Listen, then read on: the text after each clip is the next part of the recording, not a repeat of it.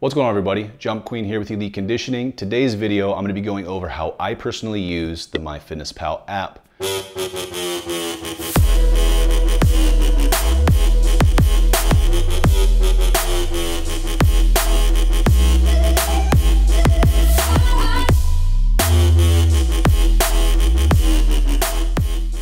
I've been using this app for probably about the past 6 years. I've been tracking macros since I can remember, way back when I started in this industry in 2008. I've never really seen the need to make the investment into the premium version because I know what my macros are for the day. I know where I need to be, and I can use simple math to figure out within the app how far or close I am as I'm tracking for the day. I like this app because it's free, for one. Number two, it's got a large database of food. It's got the barcode scanner, so that creates the efficiency there. It's also got this geolocation option where if you're trying to find a restaurant in the area and look up their menu before you eat and you want to track, say, one of the menu items, it provides efficiency. So it's got a lot of features within the app that I utilize that create efficiency through my day, allow me to just plug in, track my food, track my macros, and move on with the rest of my day without spending too much time with the tracking aspect. I also have my clients utilize this app to help them track their nutrition, track their macros, and use this tool to allow them to create efficiency within their programs as well. So this video hopefully will provide you some insight on areas that I utilize that allow me to be efficient and get it, track what I need to track and then move on with the rest of my day. This by no means is to say don't get the premium version. If you find that that's going to be beneficial to you, definitely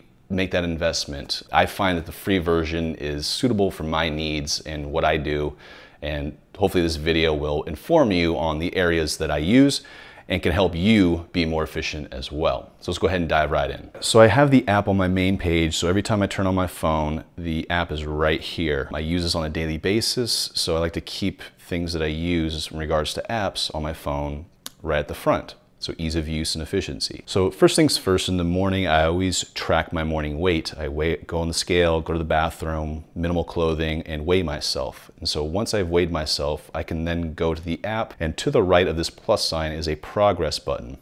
You go ahead and click on that, and it's gonna take you to your progress page.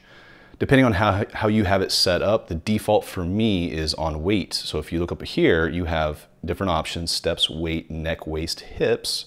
I always keep it on weight because that's what I track. So every time I hit the progress button, this page shows up and I can then enter in my morning weight. So for example, this morning, I can go ahead and hit the plus sign in the top right corner, and I actually weighed in at 220.4, so I'm down 0.4 ounces from yesterday.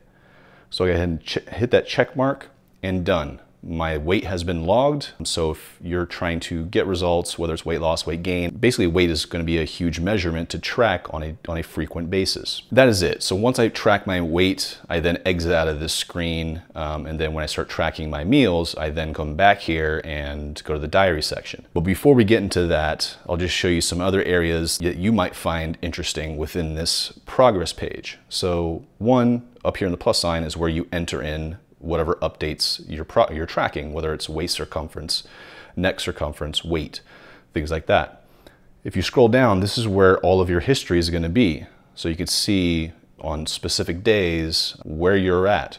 This also gives you an option to take a photo of that morning weight, of what you look like. So you can then start creating your before and after pictures and progress.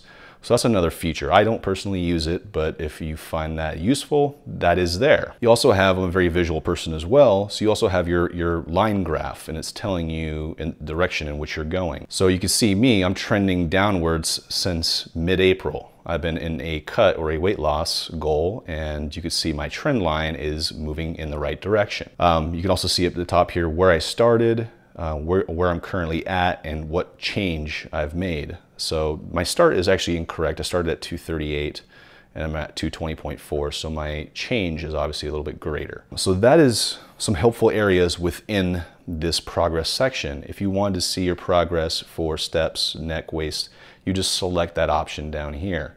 Also, if you wanted to see where you're at, all time, you can then change your date range. If you just wanted to see your change within the last 3 months, you can also make those adjustments as well. Again, there's a lot more to this section than just how I use it, but those are some areas that you might find interesting and useful. But for me, I weigh myself in the morning, I hit the progress button, I log my weight, and I'm done. The next function or feature that I use is the diary. So to the left of the plus button is the diary. So by default, the progress and the diary are the two areas that I utilize the most. You can hit the plus sign and navigate to those same areas. So if I want to log my weight, I can then hit the plus sign and then weight, or plus sign then food. I personally don't see the need to hit two buttons to get to the direction I want to go when I can hit one. So efficiency there. Now goes to your food diary and logging your food and then tracking your macros based on your daily goal. The good thing about this app is that the more you track and the food options that you do track on a meal-to-meal basis, it will store in what's called your recent or frequent list. It also has this nice little function now where if you have the same thing over and over and over again, you can then simply add it by just clicking this button. So for me, my breakfast on the weekdays is the same all the time. So I'm gonna go ahead and click on add yesterday's meal. Let's see if it's all correct. 2 scoops of whey protein, correct. Fig bar, correct. I'm gonna drink a Gatorade and I'm gonna drink a Monster. So I'm gonna go ahead, this is all correct. I'm gonna have the same thing for breakfast today and enter it in, done. My breakfast has been entered. I don't have to go line item per line item, food item per food item and enter it in. It's already there for me. So that is an efficiency in itself. But if you decided to enter in foods separately, that is also an option, and we'll get into that in a little bit later. For right now, my meal one, my breakfast, my pre-workout meal has been tracked. So with that said, I just tracked my breakfast. Now if I want to match that up with my daily goal and where I need to be, up here where it says calories remaining, I totally disregard all of these figures here. So number one, the goal that it's putting in there for you, that is a goal based on what the app is saying, based on my weight, gender, all that kind of stuff. I already know where I need to be in regards to my calories because I track my macros and I do my macros separately. I'm just using this app as a tool. Obviously the food, that's you entering food over time and it's just giving you calories, it's not giving you macros. But just remember that without macros, there is no calories. So to me, I really don't focus on calories really at all. And I also don't enter an exercise on this app, so I can care less about the exercise being calculated and then calculated against my remaining number. So I totally disregard this number. And that's just me personally. So moving forward, like if you're utilizing this app, maybe you might find this useful. I completely ignore it. However, you can tap on it. So I do touch it every day. And when you do, the macro pie chart and macro lists appears. This is my default page and I leave it here. I never go to the calories. Again, I don't really focus on calories at all. I focus on macros. The only time I really focus on nutrients here, this is kind of like a nutrition label setting and layout. The only time I really come here is to focus on my fiber intake. So as I'm consuming carbs, as you saw in my breakfast, I do a Gatorade and I do a Monster. That's basically complete sugar. So I do need to get some fiber in there to help regulate blood sugar and keep the insulin levels at bay for the most part. So to make sure that I'm hitting my fiber number at the end of the day, that's kind of where I would go to this section. And that's the only time I'd go to this section. But I keep it on macros because this is my focus. So one, it gives me the pie chart. I can really care less about my percentages. To me, that's irrelevant at the moment. What I spend most of my time on is what is in the parentheses for carbs, fats, and protein. So what is in the parentheses is what you've currently logged so far.